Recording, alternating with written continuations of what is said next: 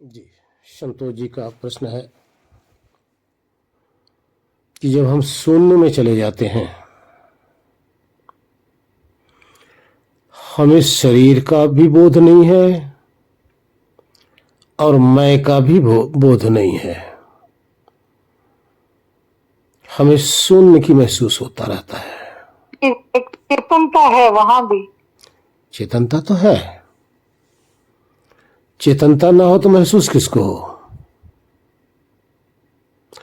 शून्य को जो महसूस कर रहा है वो चेतन ही तो है, और चेतन की चेतनता तो जा ही नहीं सकती। अपने चेतनता रूपी स्वभाव से ही शून्य का अनुभव कर रहा है, जान रहे हैं। जिस समय वो शून्य का अनुभव कर रहा है, शून्य का अर्थ है कुछ भी नहीं है, यही ना। अब इसमें भी दो प्रकार का होता है। एक तो होता है कुछ भी नहीं है, एक होता है कि जहां बैठे हो आपको लग रहा है बस सब अंधेरा अंधेरा है, सब खाली खाली है। वहां आकाशवत लगता है, आकाश जैसे खाली। जब आपको आकाशवत खाली लग रहा है, जिसको आप शून्य कह रहे हैं, तो इसका अर्थ है कि चेतन आत्मा अभी यहां से अपने स्वरूप से, स्वरूप के अंदर न होकर स्वरूप से उस शून्य को निहार रहा है, यानी शून्य को अनुभव कर रहा है। अभी से शून्य का अनुभव करता हुआ कितने अपने आप को ये मान बैठते हैं कि मैं पूरे ब्रह्मांड में मैं ही मैं हूं, खाली खाली, सब बाकी सब शून्य है, कुछ नहीं है। अपने आप को आकाशवत मान लेते हैं। यहां अर्थ है कि आत्मा अर्थात आप अपने अंदर न झांक कर अब भी आप बाहर ही झांकने में लगे हो,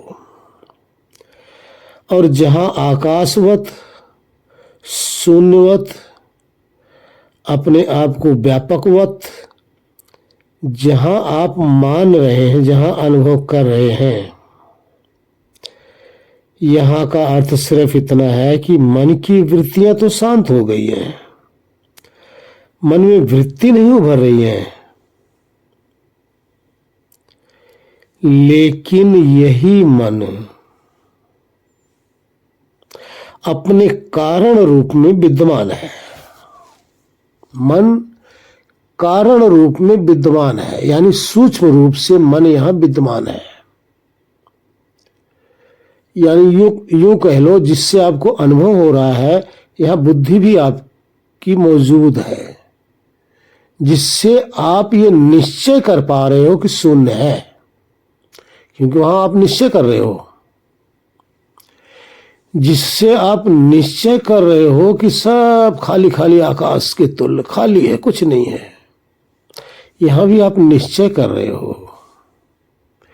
जहां अपने आप को कल्पना कर रहे हो कि पूरे ब्रह्मांड में मैं ही मैं हूं, यहां भी आप बुद्धि के द्वारा निश्चय ही कर रहे हो। ये निश्चय कराने की जो शक्ति है, बुद्धि यहां विद्यमान है। लेकिन मन की वृत्तियां नहीं है। इस अवस्था में मन आपका खालीपन कह लो, मन खाली है,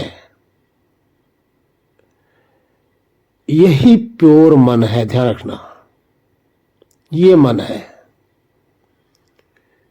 जब इसी के अंदर वृत्ति उभरने लग जाती है, तो ये खालीपन को आप इग्नोर कर देते हो और वृत्तियों को आप देखने लग जाते हो। इसी खालीपन के अंदर जब आपके संस्कार उपजते हैं, शब्द रस रूप गंध स्पर्श जब आपको अनुभव होने लग जाता है तो आप इस खालीपन को छोड़ देते हैं, अर्थात इस शून्यपन को भूल जाते हो। जबकि जितनी भी वृत्तियां हैं शब्द रस रूप गंध स्पर्श इसी शून्य के अंदर ही उपस्थित है, और ये शून्य रूपी टोकरी ही मन है। ये आवाज जी जी अब आएगी। वो नेटवर्क चला गया था। जी, ये शून्य रूपी टोकरी ही मन है, ध्यान रखना। ये मन है जो अपने प्योर दशा में है, और इसी मन के अंदर, इसी टोकरी के अंदर सब कुछ आपको दिखाई देता है। सारा संसार, शब्द रस रूप गंध स्पर्श जितनी भी लोकांतर देखते हैं आप, सब इसी शून्य के अंदर ही आपको दिखाई देता है। यूं कह लो शून्य ही मन है, ये मन की प्योर दशा है, मन की प्योर अवस्था है। तो अब आप वहां क्या करते हैं कि मन, कहा गया ना योगस चित्त वृत्ति निरोधा, जब वृत्तियों का निरोध हो जाता है। जी अभी जी अब आ गया। जब रूप रस के आगे जो कुछ भी बोला ना, वो हाँ, शब्द रस नेटवर्क रूप, जाने की वजह से नहीं सुन पाया कोई। शब्द रस रूप गंध स्पर्श ये मन का कार्य है, अर्थात मन बाहर से ग्रहण किया रहता है। आवाज तक वो मन बाहर से ग्रहण किया रहता है, और ये मन के अंदर ही ये सब दिखाई देता है, अनुभव होता है। तो वही मन है, वो प्योर मन है, वो खाली मन है, जिसको खाली आप कह रहे हैं वो मन है। तो अब आप वहां पर जाकर, आपका मन तो खाली हो गया है, लेकिन आप मीन्स आत्मा अब उस खाली मन का दृष्टा है, खाली मन का। यही स्थिति सुसुप्ति में होता है, ध्यान रखो, यही स्थिति सुसुप्ति में होता है। सुसुप्ति में क्या होता है, वृत्तियां खाली हैं लेकिन तमोगुण आ गया। और जहां की आप बात कर रही हैं, वृत्तियां खाली हैं लेकिन इसमें सात्विक और तामसिक थोड़ा थोड़ा मिला हुआ है। ना प्योर सात्विक है मन, और ना ही प्योर तामसिक है।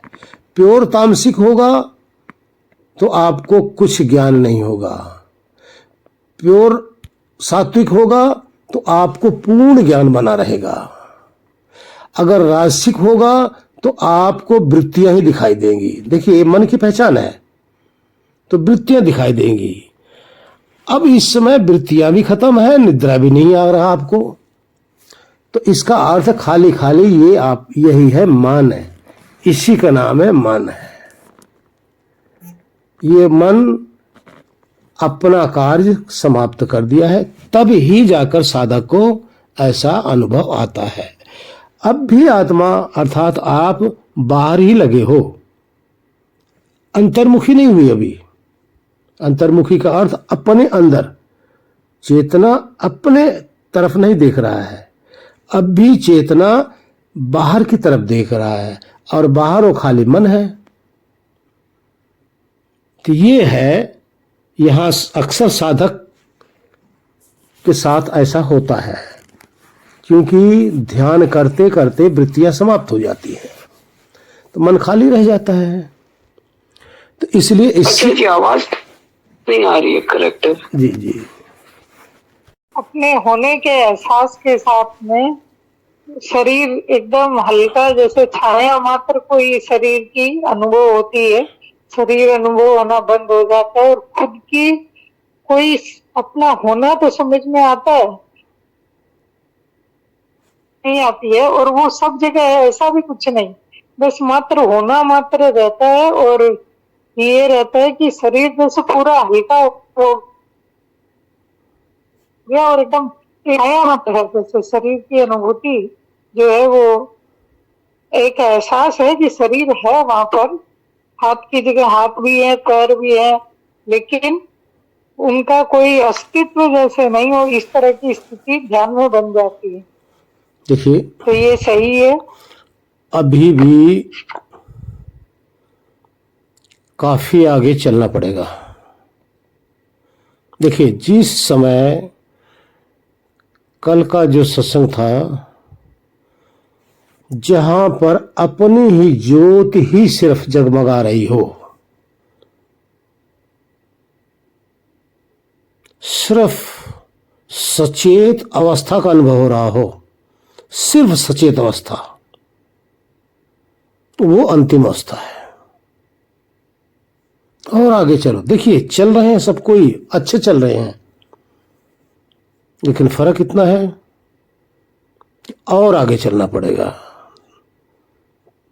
कोई थोड़ा रह गया है, कोई अभी ज्यादा रह गया है, लेकिन सब चल रहे हैं और सही रास्ते पे ही चल रहे हो। तो आगे और चलो। जिस दिन वो अंतिम, जहां आप जगमगा रहे हो ना, मणि की तरह चमक रहे हो, जब उस चमक में स्थिर हो जाओगे ना, तब सारे संशय खत्म हो जाएंगे। तब उसके बाद में आपको आत्मज्ञान के विषय में पूछना नहीं पड़ेगा। फिर वो आपका अपना प्योर होगा, प्योर, बहुत मजेदार होगा। जिस समय देखिए ये सब मार्ग है, जितने भी सब कोई चल रहे हो ना, सब मार्ग पे चल रहे हो, और मार्ग सबका अच्छा है, रास्ता सबका अच्छा है, लेकिन पूर्ण मंजिल पर कोई नहीं पहुंचे अभी। जो मंजिल है ना, जिसके आगे कुछ नहीं रह जाता, अभी वहां से कोई एक कदम, कोई दो कदम, ऐसे थोड़ी सी दूरी है। मेहनत करेंगे और आगे चलेंगे। एक दिन ऐसा आएगा जहां कुछ भी नहीं, जहां अपनी महिमा का सिर्फ अनुभव होगा।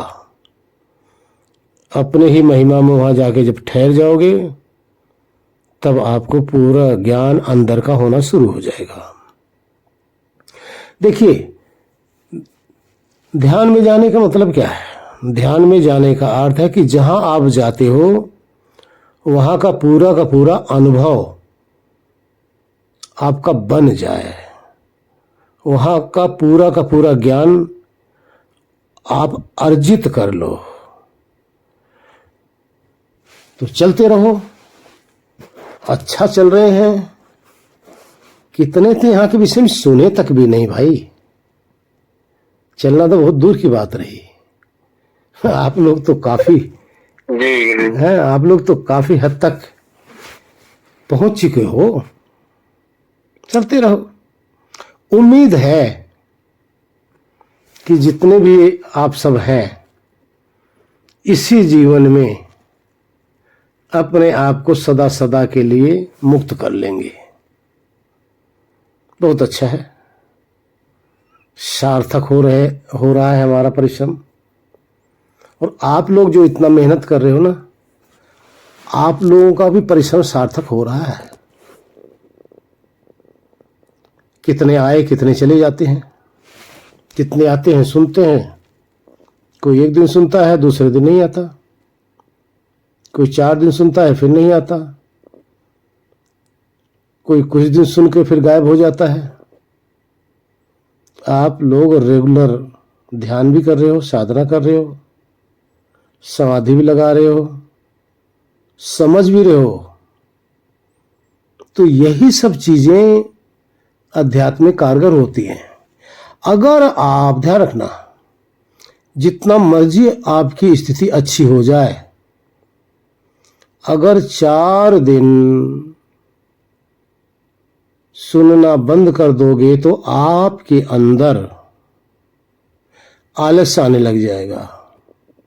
आप अनुभव करेंगे एक दिन सत्संग सुनने की रुचि भी समाप्त हो जाएगी, रुचि समाप्त हो जाएगी। फिर उसके बाद में कुछ दिन के बाद अगर सुनना भी चाहोगे तो फिर आप यहाँ ठहर नहीं पाओगे सुनने में, फिर आपको अच्छा ही नहीं लगेगा। अभी आप लोगों ने कमाई किया हुआ है अध्यात्म की, उसके आधार पर ये सब प्रिय लग रहा है,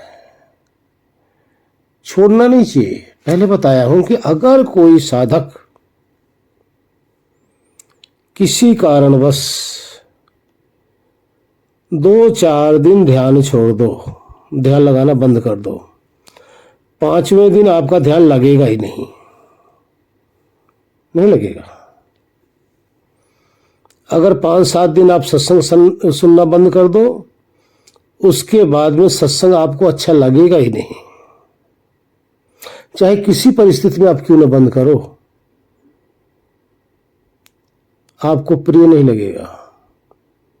आपको अभी प्रिय क्यों लग रहा है कि आप इसके अभ्यस्त हो रहे हो, आपके अंदर तीव्र लगन प्रकट हो रही है, आपके अंदर चाहत हो रही है। देखिए, प्रतिदिन सत्संग क्या है कि अज्ञान से हटाकर, मोह माया से हटाकर आपको सत्य की तरफ खींच कर लाना है खींच कर। जब इधर आएंगे तो सुनेंगे तो आपके जीवन की जो यथार्थता है उसका ज्ञान होगा, उसकी समझ होगी। अन्यथा आप देखिए, जो नहीं सुनते उनको सिर्फ कमाना, खाना, सो जाना, फिर सुबह उठना, फिर चले जाना, फिर शाम को आना, फिर खाना पीना, सो जाना, यही दैनिक जीवन की उनकी प्रक्रिया बनी हुई है, उनका दिनचर्या बना हुआ है।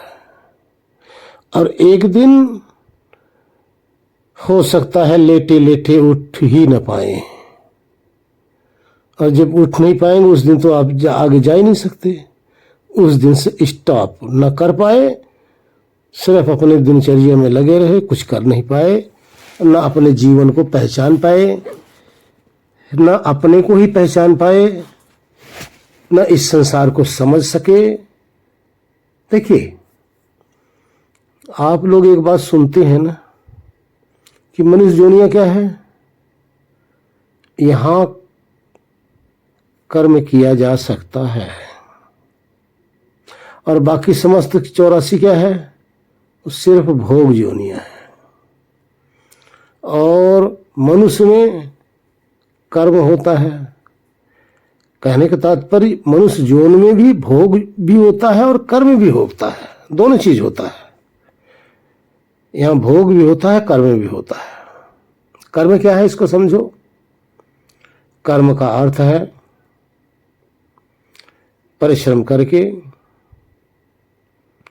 अपने समाज को, अपने परिवार को, अपने और पराये को समझना, धन संपत्ति इकट्ठा करके ईमानदारी से इस जीवन में सत्य मार्ग पर चलते हुए अपने को समझो, अपने को जानो, साधना करो।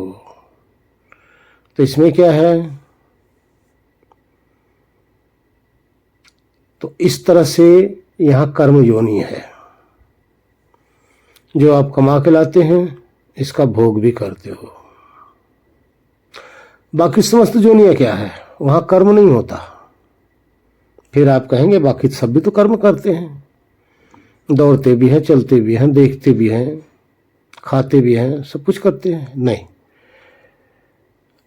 वहां इकट्ठा कुछ नहीं करते हैं। मिल गया तो खा लिए, मिल गया तो खा लिए। किसी किसी जोनियों में परमात्मा ने उनको ऐसे साधन दे रखा है कि दूसरे देह को मारो और तुरंत खा लो। कहने का तात्पर्य भूख लगी शरीर में, उनको भोजन दे दो, उसके बाद में सो खर्राटे मारो। ना बच्चों को पालने की चिंता है, ना घर बनाने की चिंता है, ना अध्यात्म की चिंता है, ना अपने को जानने की चिंता है, ना परिवार को, कुछ नहीं। उनको खाना, आहार, भय, निद्रा और मैथुन से मतलब है, समस्त योनियों का। आहार, निद्रा, भय और मैथुन, सिर्फ इतने से मतलब है, ये भोग है। लेकिन मनुष्य शरीर के अंदर इसमें भी यह होता है, आहार भी होता है, निद्रा भी होता है, भय भी है, मैथुन भी है। लेकिन इसके साथ साथ ये किसी पर निर्भर नहीं होता, खुद करना पड़ता है, खुद करना पड़ता है। न्याय से धन कमाना, ईमानदारी से कमाना, और फिर अपने परिवार को पालन करना, आगे के लिए भी करना, पैसे भी इकट्ठा रखो हारी गाड़ी में। तो इसलिए मनुष्य के अंदर कर्म भी है और भोग भी है, बाकी सब में भोग है।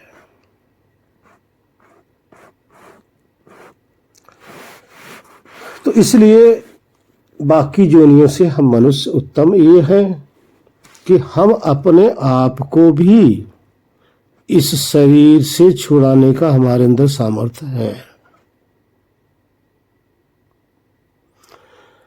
मनुष्य के अंदर क्या है? 4 पुरुषार्थ भी है, धर्म, अर्थ, काम और मोक्ष। धार्मिक होकर अर्थ कमाइए, धर्म से कमाइए, अधर्म से नहीं। कामना करो किसकी? मोक्ष की। तो धर्म, अर्थ, काम और मोक्ष ये मनुष्य जोनि में है। बाकी के लिए ना तो धर्म है, ना अर्थ है, ना काम है और ना ही मोक्ष है। ना उनको मोक्ष की चिंता है, ना ये चिंता है कि हम धार्मिक अर्थात धर्म से कमाएं, अधर्म से ना कमाएं। और ना उनको चिंता है कि हम धन इकट्ठा करके रख लें, भाई हमारे औलाद के काम आएगा।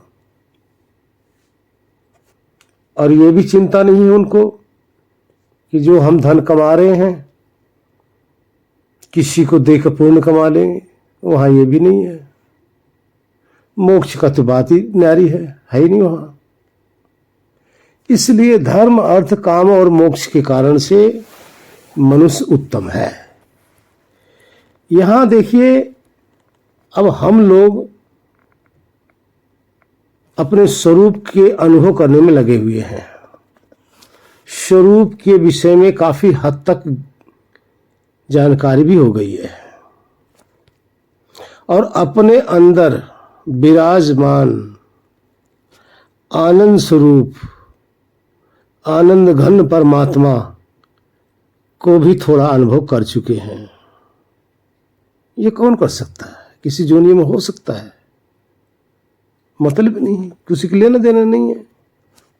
अब यहां से हम अपने आप को छुड़ाकर 84 से बच भी सकते हैं।